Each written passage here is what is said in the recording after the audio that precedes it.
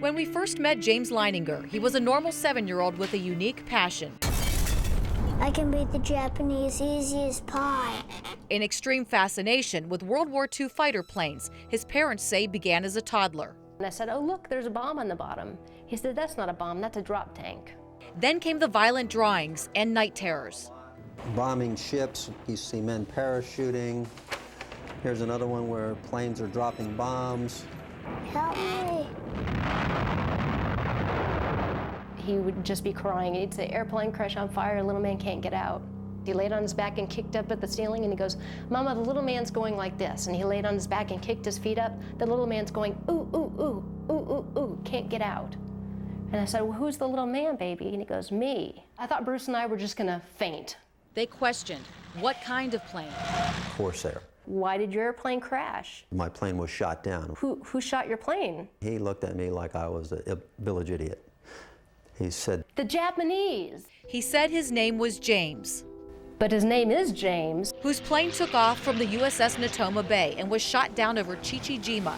The Leiningers hoped to disprove it, but learned it was all real, including a pilot named James Huston.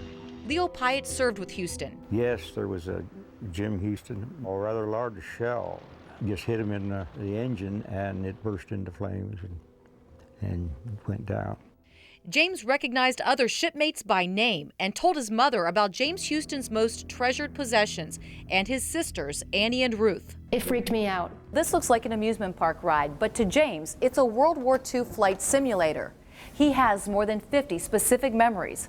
Reincarnation experts call it the most documented case ever. It's a great case because it is verifiable. Carol Bowman spent over 2 decades researching reincarnation. Her books and guidance helped the Leiningers on their journey. She was so helpful, and then the nightmares immediately started reducing. Carol's advice came from personal experience when her own 5-year-old son revealed he was a Civil War soldier.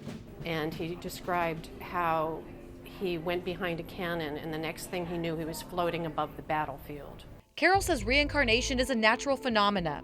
She's currently working with a California boy whose memories of September 11th started right after seeing this picture. And he saw the Twin Towers, and the memory was triggered that he said he was a firefighter, and he was very upset because he couldn't get the people out of the building.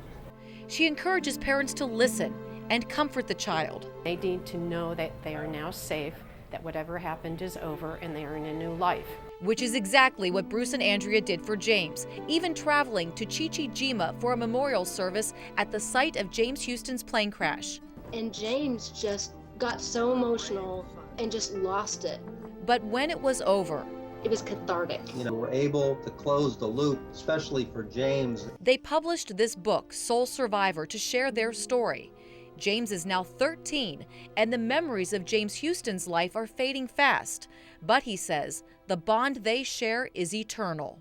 I hope that it helps people understand the meaning of how precious life is, how fast it can just blow away.